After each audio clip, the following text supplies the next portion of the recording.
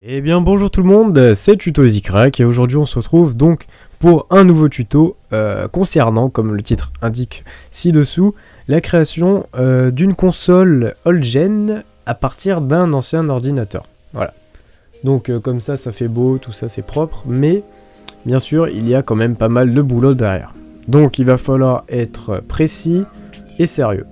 Alors tout d'abord, cette vidéo va comporter plusieurs étapes afin de pouvoir réaliser notre but.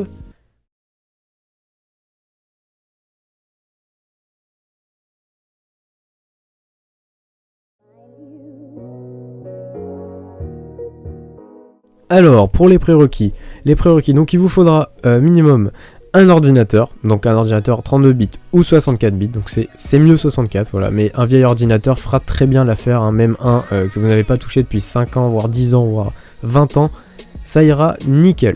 Donc un ancien ordinateur, après il faudra une manette Xbox 360, PS3 compatible aussi, PS4 c'est compatible, Xbox One ça marche aussi. Ou une manette lambda, une manette pas de marque, Toastmaster, ou je ne sais pas, enfin voilà.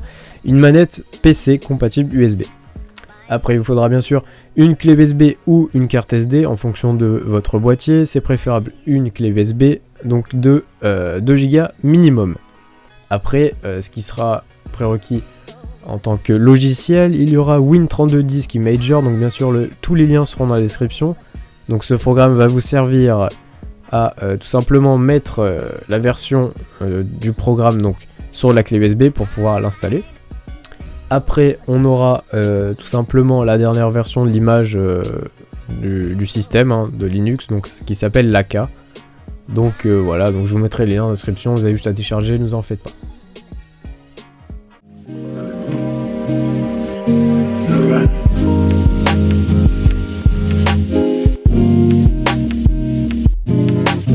Alors on se retrouve pour la deuxième étape de ce tutoriel qui consiste à l'installation des programmes ainsi que leur téléchargement.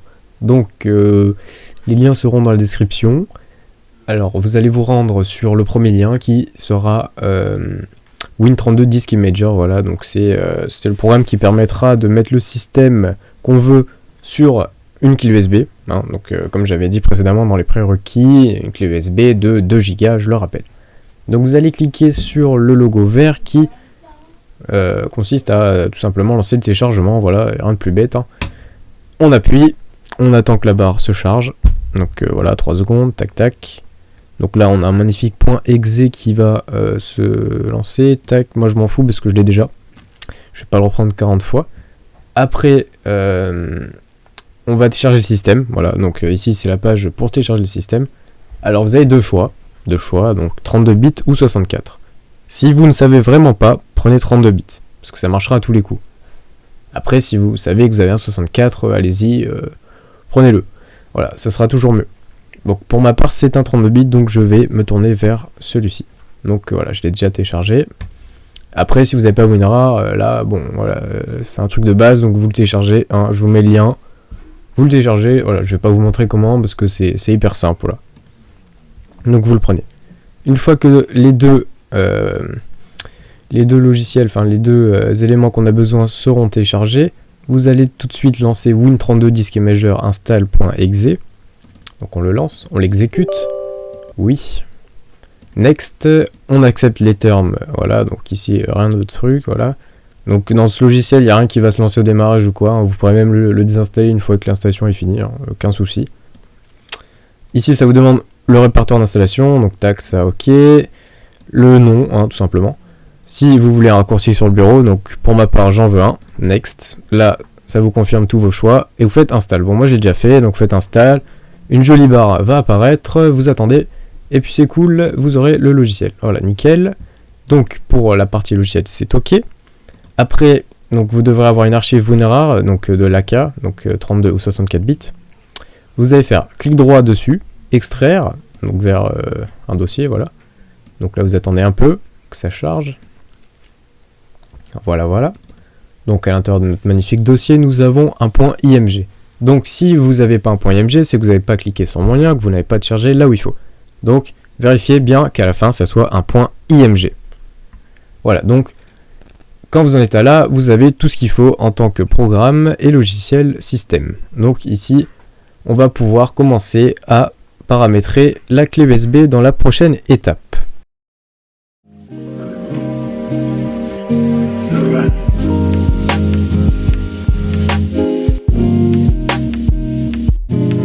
Alors on se retrouve pour l'étape numéro 3, préparation de la clé USB.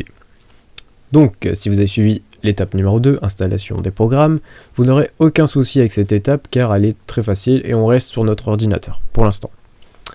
Donc vous allez lancer le programme précédemment installé, Win32 Disk Imager, voilà. Et tout simplement, donc on va paramétrer la clé, donc on va mettre l'image système, donc le point IMG, sur la clé USB que vous avez choisie. A savoir que la clé USB doit être vierge, parce qu'il ne faut pas qu'il y ait quelque chose dessus, sinon ça va vous le supprimer, vous n'allez plus jamais le retrouver.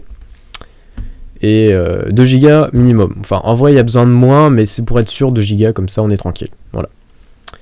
Alors, donc on va se rendre en poste de travail quand même avant, et on va vérifier que notre clé est reconnue. Pour moi, c'est la D, voilà, la lettre D, qui est définie par le système. On va la formater depuis Windows, donc voilà, clic droit, formater, tout simplement. Restaurer les paramètres par défaut et vous touchez à rien. Démarrer. Confirmation comme quoi ça va tout vous supprimer, hein, je vous l'avais dit. Formatage terminé, voilà, c'est très rapide en général, hein, c'est rapide. Voilà, donc on a bien notre clé USB. Une fois cela fait, on se retrouve sur le petit programme, la petite fenêtre. On va appuyer sur le dossier bleu. Voilà. On va aller chercher notre image, tout simplement, système. Donc là, on a notre image précédemment téléchargée. À vérifier que c'est bien un point IMG. De toute façon, le programme n'accepte que les points IMG et ne verra que les points IMG. Donc il n'y aura pas 12 milliards de fichiers. Voilà. Donc ici, on a bien tout. Hein, on a la racine, tout ça, enfin jusqu'à notre fichier. Donc on a tout le répertoire. Vous touchez plus rien. Vous appuyez sur le bouton écrire, enfin write en anglais, vous appuyez, ça vous confirme, une confirmation toujours, vous faites oui, et voilà, donc vous attendez. Donc là, en gros, à la fin de ce chargement, votre clé USB sera prête, et elle sera, voilà, donc elle sera prête, elle sera paramétrée comme il faut, afin d'être reconnue par votre ordinateur qui sera choisi en tant que console. Donc on se retrouve pour l'étape numéro 4 qui va être plutôt manuelle car je vais passer sur une caméra et pas on va pas filmer l'écran, voilà. Donc je vous retrouve tout de suite pour la préparation de l'ordinateur.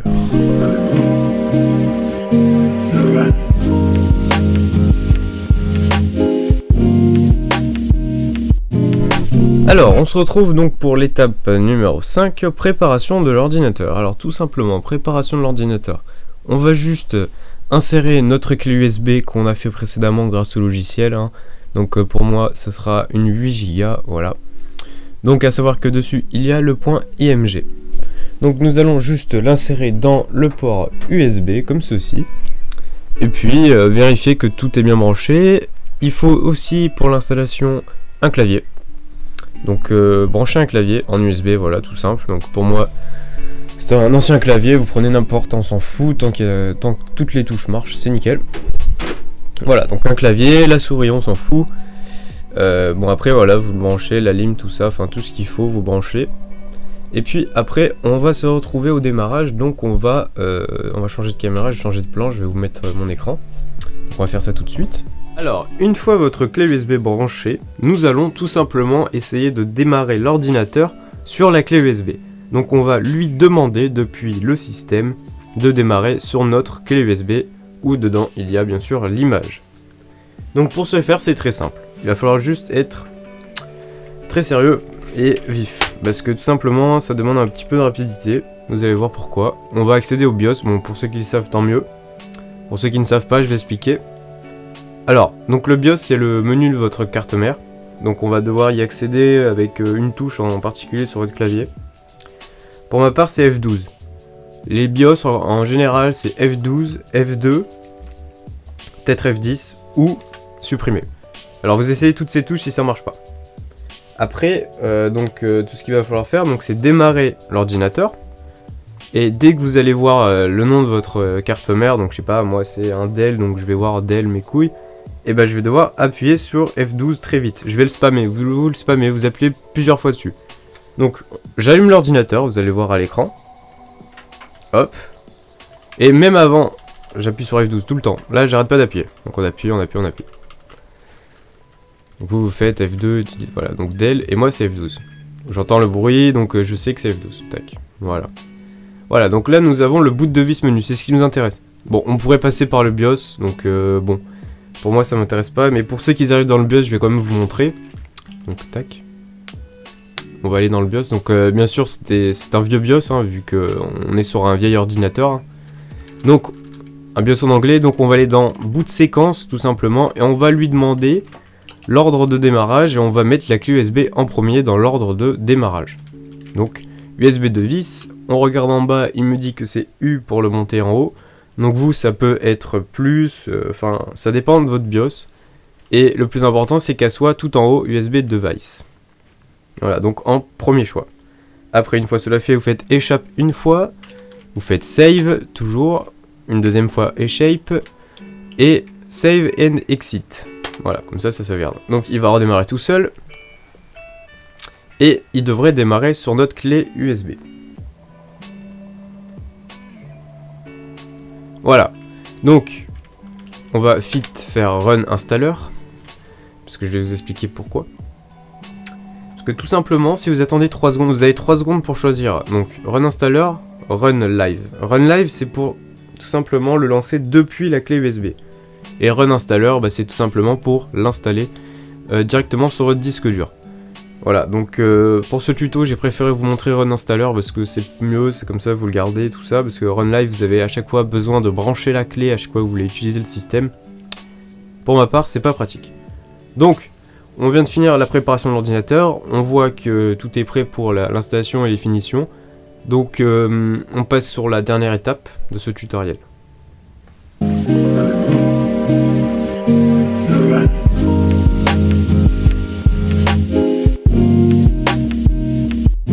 Nous voici à la dernière et 5e étape de ce tutoriel, donc qui va consister tout simplement à l'installation du système sur votre machine, ainsi que les finitions, donc ajouter des jeux, tout ça, enfin les petites astuces, les petits plus à la fin, voilà, que je vais vous donner. Donc, si vous avez bien suivi toutes les étapes précédemment, vous devrez atterrir là-dessus. Donc je suis un peu désolé pour la qualité vidéo, je filme avec la caméra directement à l'écran, voilà, donc j'ai essayé de faire au mieux. Après, bon, j'espère que ça suffira. Donc, on atterrit après avoir cliqué sur Run Installer, bien sûr, avoir choisi Run Installer. Donc, Quick Install of Laka. C'est le premier choix, tout simplement. Les autres trucs, on s'en fout. Donc, avant d'appuyer, je vais quand même vous tenir au courant que tout ce qu'il y a sur votre machine va disparaître. Je parle en tant que disque dur. Donc, toutes les données, si vous avez des musiques, des vidéos, des images, des programmes, tout va être supprimé. Il y aura juste Laka et tout ce que vous allez mettre à partir de maintenant. Voilà, donc vous êtes prévenus. Hein. Alors, on va faire le premier choix. Quick Install of Laka, tout simplement, parce qu'on veut une installation rapide. Et donc là, en fait, on est sur Laka, mais sur la clé USB directement. Hein. Il n'est pas encore installé. D'accord, on est d'accord. Allez, on appuie sur le premier. Là, justement, il nous demande quel disque dur. Donc, si vous avez plusieurs disques durs, vous prenez celui que vous voulez. Voilà, donc moi j'en ai qu'un, j'en ai qu'un dedans, donc je vais prendre celui qui me propose, c'est le seul. 320 Go, ça suffit largement, il n'y a aucun problème, hein. De toute façon le minimum je dirais c'est 10 Go, donc disque dur de 10 Go il n'y en a pas beaucoup. On va dire que le minimum c'est 60 Go, voilà, donc il n'y a pas de souci là-dessus. Désolé, donc vous appuyez sur Entrée pour Quick Install, avec le clavier bien sûr. Et là, petite feinte, flèche de gauche, ok. Donc parce que tout à l'heure j'ai essayé sur Entrée et bien sûr ça m'a fait Back parce que c'était déjà sélectionné. Donc là on appuie sur OK et puis l'installation va démarrer. Là il nous dit Enable SSH Server, donc ça on s'en fout, c'est pour faire des serveurs de la mort avec du SSH, donc ça complètement on s'en fout pour ce tutoriel. Donc on fait non. Voilà. Alors là une dernière confirmation, donc si vous continuez le disque ciblé sera wiped, donc sera vierge, tout ça, donc on fait yes, donc flèche de gauche, yes, on confirme. C'est la dernière chance pour annuler cette installation, êtes-vous sûr de vouloir continuer? Oui, voilà, donc c'est très bien ça, parce que ça, comme ça vous êtes sûr et tout, c'est bien, ça vous propose des choix. Donc on fait oui, ça installe. Voilà, donc le chargement, l'installation est très rapide, normalement. Après, tout dépend bien sûr de la bête et du disque dur qu'il y a dedans, s'il est pas trop usé ou pas. Installing system. Voilà, donc c'est fini. Quand c'est fini, normalement vous devrez revenir sur le menu de base avec tout ça. Donc là, ce qu'on va faire tout simplement, c'est éteindre l'ordinateur. Voilà, donc on éteint l'ordinateur avec le bouton, on va pas appuyer, juste on l'éteint une fois. Si je dis pas de conneries bien sûr. Ah non, je dis une connerie. Désolé, c'est pas avec ce système là, voilà. Donc vous faites plutôt reboot, donc flèche de droite, vous descendez tout en bas, tac tac tac tac. Reboot, voilà. Entrée. Donc reboot, redémarrer en anglais, hein, pour ceux qui ne savent pas. Voilà, donc là il démarre normalement. Et là, le but du jeu, ça va être qu'il démarre plus sur la clé USB. Donc, tout simplement, ce qu'on va faire, c'est le redémarrer encore une fois. Rentrer dans le BIOS une dernière fois, donc F12. Voilà. Et on va tout simplement modifier l'ordre de démarrage, le remettre comme auparavant sur le disque dur. Parce que là, on ne veut plus qu'il aille chercher sur une clé USB qui d'ailleurs ne sera plus branchée, mais sur notre disque dur interne. Donc, bout de séquence, entrée, on cherche le SATA hard drive, on le monte tout en haut, échappe, save, échappe, save and excite. Hop, nickel. Allez, il redémarre une dernière fois, et cette fois-ci, ça sera sur disque dur. Et si tout se passe bien, vous devrez démarrer sur l'AK, le système qu'on vient d'installer. Donc là, voilà, il fait son petit truc. Voilà, donc on a le logo, c'est bon signe. Si vous avez le logo, c'est génial, c'est que c'est bon signe. Alors donc voilà, vous devrez, une fois donc, le lancement terminé, vous devrez apercevoir ce magnifique menu avec juste quelques options. Vous pouvez aussi constater qu'il ressemble beaucoup au menu de la PlayStation 3. Donc ce qu'on va faire pour pouvoir y accéder, le configurer facilement, vous allez tout simplement brancher votre manette, donc votre manette 360 PS3, Xbox ou PS4. Donc on la branche. Voilà, donc là en bas à gauche il me dit qu'elle est reconnue, donc c'est déjà très bien. En jaune ça devrait vous marquer le nom de votre manette ou quelque chose comme quoi elle est connected. Voilà, donc nous avons un menu qui se navigue avec la manette, tout simplement les joysticks de la manette. Et on peut remarquer qu'il est en anglais, donc on va, dans cette étape, on va le paramétrer un petit peu. Donc histoire que ça soit un peu plus lisible. Après vous pouvez le lancer en anglais, hein, si c'est votre kiff, voilà. Donc ce qu'on va faire, tout simplement, c'est qu'on va aller dans donc, les paramètres, vidéo, input, menu. Tout d'abord, donc pour confirmer c'est B. Voilà, le B de la manette de 360. Donc ici vous pouvez changer le thème, tout ça. Donc c'est à vous de voir, voilà, vous pouvez changer la couleur. Ça c'est vraiment comme vous voulez. Moi je vais mettre... Pour l'instant je vais mettre... Qu'est-ce que je vais mettre? J'ai envie de mettre rouge. Bon allez, on va laisser rouge, c'est très bien. Après qu'est-ce que nous avons? User, voilà, donc on va aller dans User, ce qui va nous permettre de changer le langage. Donc username, vous mettez ce que vous voulez, hein, moi je m'en fous. Ici, donc voilà, on a français, et après quelques déplacements vers la droite, nous avons français. Donc on confirme. Hop, nickel. Voilà, donc là le menu est en français, donc c'est nickel.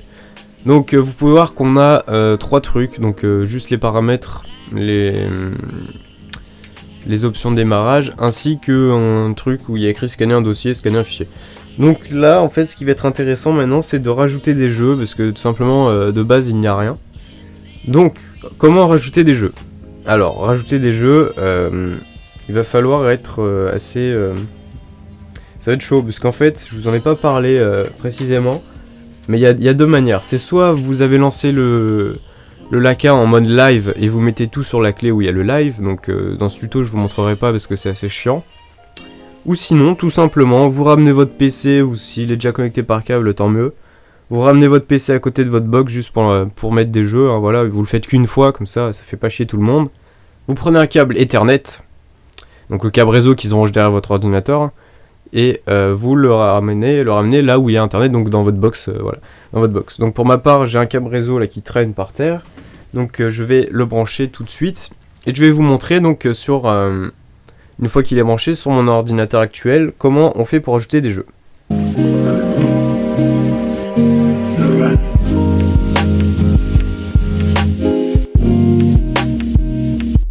Donc on se retrouve sur l'ordinateur juste pour pouvoir mettre des jeux. Donc on laisse l'ordinateur à côté allumé bien sûr, avec le câble réseau bien branché à votre box. Donc je viens de le faire tout de suite. Et là on se retrouve sur mon ordinateur actuel. Donc là le but du jeu ça va être de rajouter des jeux. Et tout simplement via le réseau. Voilà, donc le réseau Windows. Alors, donc comment se faire? Tout simplement déjà aller chercher un jeu sur internet. Donc les jeux, ça sera sous forme de ROM. On va commencer par des jeux simples. Donc par exemple, je vais prendre des jeux de Super NES. Voilà. Donc je vais marquer Super NES, tout simplement NES. Hop. Donc nous tombons sur Super Mario World USA. Donc on va essayer de le prendre en Europe quand même parce qu'on n'est pas... On préfère. Quoique non, attendez, on va prendre Tekken parce que pour une démo c'est mieux. Parce qu'on peut jouer tout de suite Tekken. Donc Tekken Super NES. Mince. Bien sûr, il ne le trouve pas. Bon, vous marquez Tekken. Enfin, après, ça dépend du jeu. Tekken 2. Tekken 2, tac. On trie par console. Donc, nous, ce qu'on veut, c'est Super NES ROM. Voilà, donc c'est celui-là. Nickel. Tekken 2. Donc, pour le télécharger, vous descendez. Il y a plein de pubs, hein, je suis désolé. Et vous appuyez sur le bouton jaune, Download Tekken 2, voilà, tout simplement. Et vous allez refaire pareil, vous redescendez une fois que la page s'est actualisée. Download Tekken 2, voilà, nickel. Donc nous avons encore un point zip que nous allons tout de suite dézipper, donc comme précédemment fait. Clic droit, extraire tout, voilà. Donc, je l'ai mis sur le bureau, donc il est dans ce magnifique dossier. Et ce qui nous intéresse, c'est le point SFC, tout simplement, le point SFC. Donc qu'est-ce qu'on va en faire de ce fichier magnifique? Tout simplement, nous allons le copier et aller dans réseau. Voilà, donc vous pouvez attendre un certain moment que votre réseau s'actualise s'il y a beaucoup de monde dessus. Donc moi, ce qui va m'intéresser tout simplement, ça va être l'AK, ordinateur. Donc dans ordinateur, vous devrez voir apparaître l'AK, qui est l'ordinateur branché actuellement en tant que console. Hein. Donc voilà. Et voir comme c'est magique, plusieurs onglets donc, qui sont connectés au réseau. Et nous, ce qui nous intéresse, c'est le dossier ROM où on va foutre tous nos jeux dedans directement comme ça. Voilà.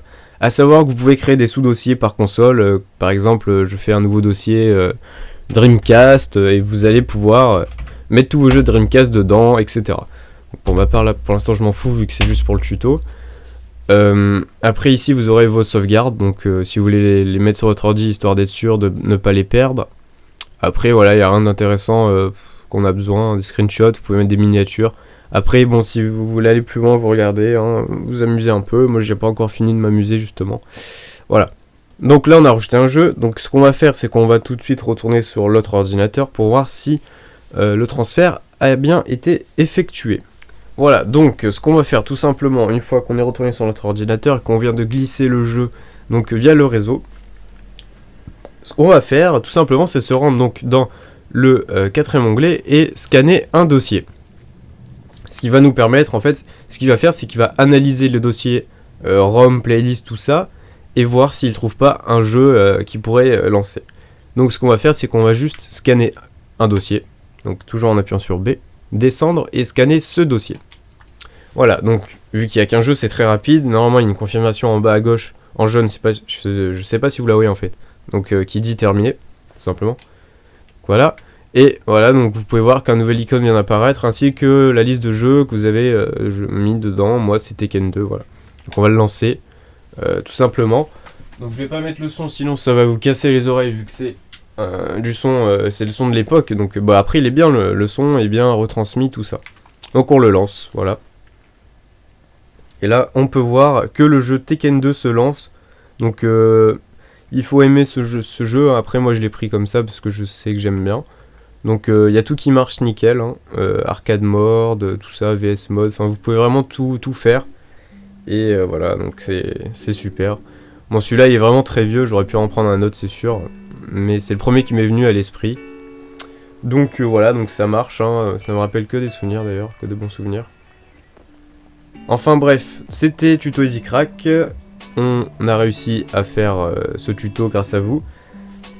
Donc j'espère que ça vous aura plu, on se retrouve pour une prochaine vidéo. Si vous avez des idées, n'hésitez pas en commentaire ou sur Twitter. Voilà, allez.